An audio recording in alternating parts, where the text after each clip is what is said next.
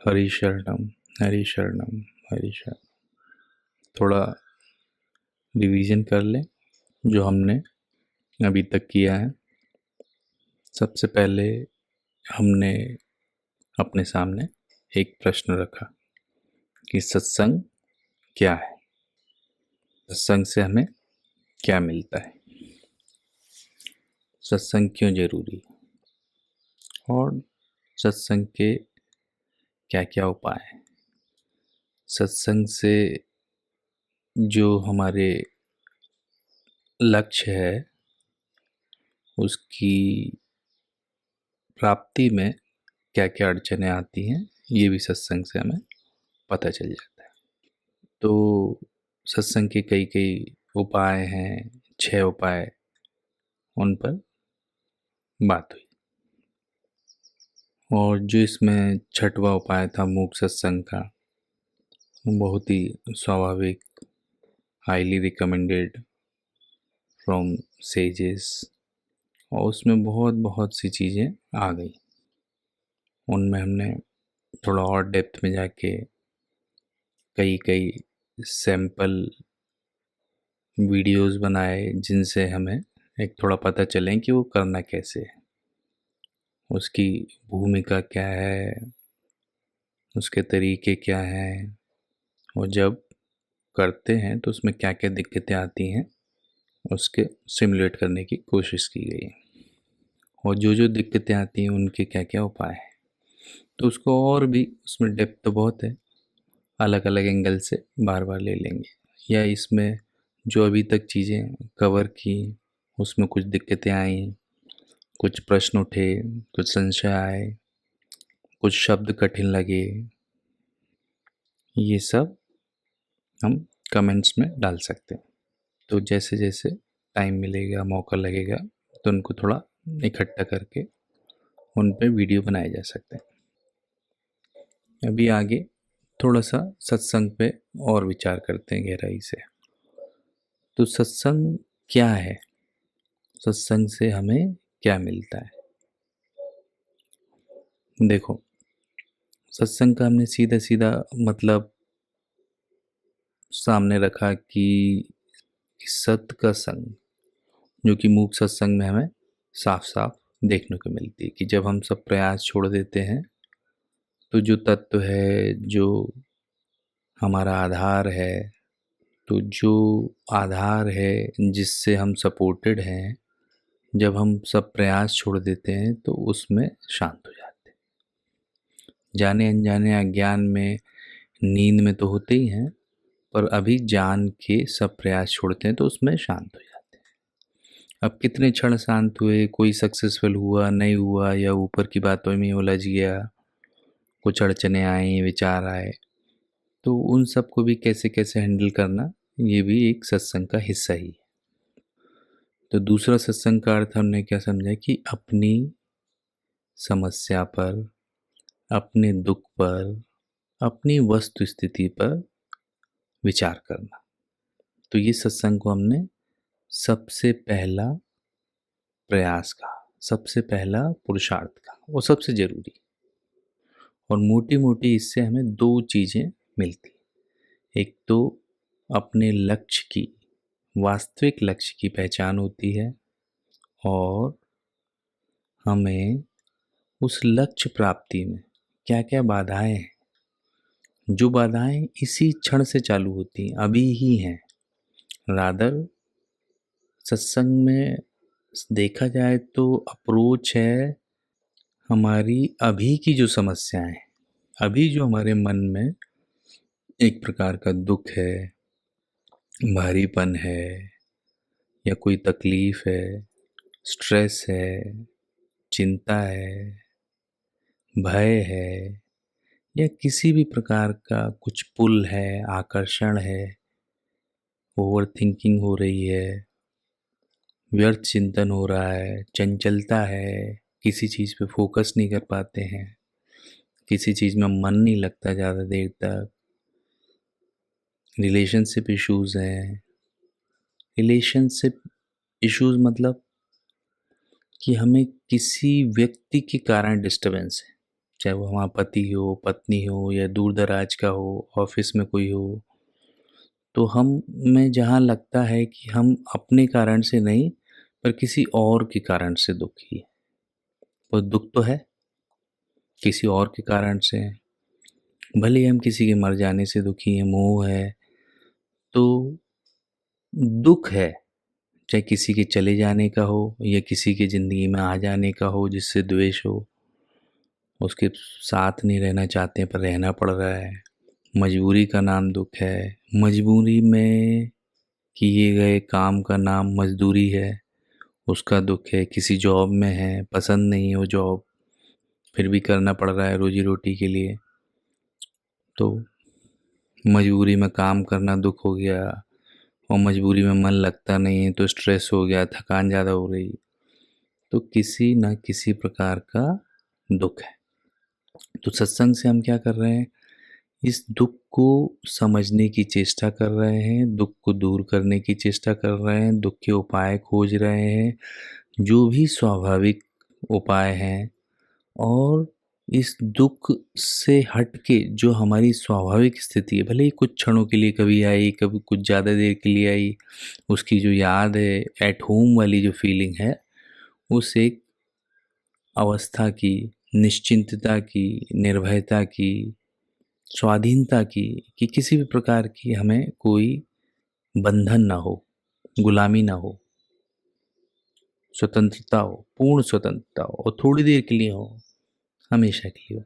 इस प्रकार का एक हमारा जाना अनजाना टारगेट है। तो सत्संग से हमारा टारगेट जो है, जीवन का लक्ष्य जो है, वो भी पहचान में आता है और स्पष्ट होता है कि वास्तव में हमें क्या चाहिए। जब हमें पता चल जाए कि वास्तव में क्या चाहिए, कहाँ जाना है, तो ज़िंदगी में डिसीजंस लेना आसान हो जाता है, चॉइसेस करना कि इस चॉइस से कहाँ पहुँचेंगे, उस चॉइस से कहाँ पहुँचेंगे। तो ये चीज़ है। तो ये थोड़ा एक कॉन्टेक्स्ट सेटिंग हुई फिर से कि सत्संग क्या है, कि सत्संग हम ऐसे ही कोई चीज़ नहीं चालू कर दिए। हर जो हम विचार करने की प्रक्रिया है, खुद को सामने रख के एक जो रूट कॉज एनालिसिस करते हैं, तो किस चीज़ का कॉज, तो आंसर है शॉर्ट में दुख। तो दुख को हम एक शॉर्ट में बोलते हैं कि दुख है, ये हम दुख को दूर करने की कोशिश, कोई कभी हम प्रॉब्लम बोलते हैं, ठीक है, कभी कोई बोर हो रहा है, नीरसता है, एक एक व्यवस्थित लैंग्वेज में उसे नीरसता कहेंगे, कोई नॉर्मल बोलचाल की भाषा में कहता है मैं बोर हो रहा हूँ, मेरा इसमें मन नहीं लग रहा है। बुढ़ऊ हैं तो जैसे आप जनरली मुंह से आता है कि भगवान में मन नहीं लग रहा है, रिटायर्ड है, पैसा है, कोई काम नहीं है, फुर्सत है, पर बोर हो रहे हैं, ठीक है। और बच्चे हैं, पढ़ना चाहते हैं, पढ़ाई में मन नहीं लग रहा है। साधक हैं, साधना करना चाहते हैं, जोश में चलना चाहते हैं, लेकिन आकर्षणों में फंसे जा रहे हैं। यहाँ पे भी भगवान में मन नहीं लग रहा और लगाना पड़ रहा है। ये साधन में मन नहीं लग रहा है, लगाना पड़ रहा है। जॉब में है पर करने में मन नहीं लग रहा, धंधा करना चाहते हैं, उसकी हिम्मत नहीं है। तो कहीं ना कहीं कुछ ना कुछ दिक्कतों में जो हमारा मन फंसा है, जो भारीपन है, मन में जो अनहोलसमनेस है, उसको सॉल्व करने की कोशिश कर रहे हैं। किसके द्वारा? सत्संग के द्वारा। सत्संग क्या है? अपने द्वारा, अपने विवेक से, अपनी वस्तु स्थिति पे विचार का root cause analysis of problems. किसकी प्रॉब्लम? खुद की प्रॉब्लम। अब यहाँ एक बात आ सकती है मन में किसी के, हमें तो कोई प्रॉब्लम ही नहीं है, हमें लाइफ में कोई दुख ही नहीं है भी तो बहुत थोड़ा सा जिसे हम सह सकते हैं आसानी से, उसके लिए हम एक नए प्रयास में क्यों लगें, ऐसे विचार में क्यों लगें। कोई सुने और ऐसा सोच सकता है। तो यहाँ एक तो पहली बात यह है कि यहाँ कोई थोपा थापी की तो बात है ही नहीं, किसी से ज़बरदस्ती विचार कोई करवा भी नहीं सकता और करवाने से कुछ फ़ायदा नहीं, कन्विंस करने की ज़रूरत नहीं है। पर वास्तव में देखा जाए तो जैसे हम सब के भीतर वही खून, वही खाने पीने हजम करने की प्रक्रिया है।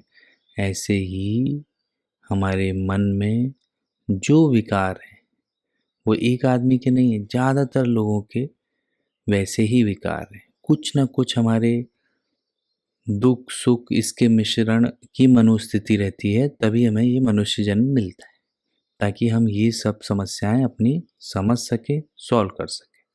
किसी का इन सब चीज़ों पे ध्यान है, किसी का नहीं है।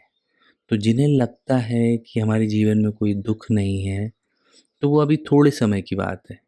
क्या उन्हें मरने से डर नहीं लगता? क्या मरना एक दिन होगा नहीं? क्या उनके परिवार में कोई भी जो उनका प्रियजन है उसका वियोग नहीं हो सकता? तो जो भोग में किसी अभी अच्छा टाइम चल रहा है उसी में बहुत खो गए हैं, या किसी संग्रह में लगे हैं पैसे के, या जो भी उन्हें परिस्थिति अच्छी लगती है उसके निर्माण में, तो उस अच्छे लगने के ड्रग के प्रभाव में इस वक्त लग रहा है जैसे कोई प्रॉब्लम नहीं। जैसे कोई स्टूडेंट है, जब वो दोस्तों के साथ घूम रहा है, दिन में टाइम बर्बाद कर रहा है और अभी कल परसों एग्ज़ाम है, तो उस वक्त उसे लग ही नहीं रहा है कि कोई प्रॉब्लम है। जब वो घूम फिर रहा है, अपने कर्तव्य की तरफ ध्यान नहीं दे रहा है, लेकिन जैसे ही डेस्क पे आता है तब पता चलता है, अरे मुझे तो बहुत पढ़ना है, अभी तो बहुत ज़्यादा है, और वो बार बार पन्ने पलटता है कितना बाकी है कितना नहीं है। फिर जो दुख पैदा होता है तब पता चलता है, अरे।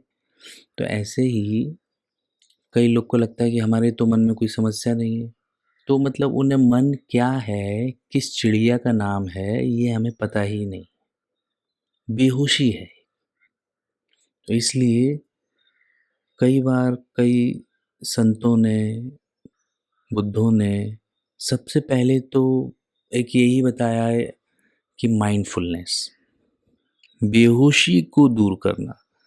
तो उसके लिए कभी कभी क्या किया कि ध्यान कराया। ध्यान से क्या होता है कि अब मान लो घंटे आधे घंटे बैठे, उसमें मान लो 80-90% मन भटकता रहा, ठीक है, और कह दिया कि यहाँ यहाँ ध्यान करो, सामने एक पीला बिंदु बना दिए कि त्राटक करो, इस पे ध्यान करो। तो मन रहने वाला तो है नहीं, कभी अभ्यास नहीं किया, तो मन यहाँ वहाँ भटकेगा, और फिर उसको ले लेके आने में जो तकलीफ होगी और जो विचारों में कल्पनाओं में बह जाएगा, तो भले ही 80-90% बहका, पर जो 8-10% लगा, 5% लगा, 2% लगा, उसमें एक अलग शांति महसूस होगी, वो एक अलग ताकत महसूस होगी।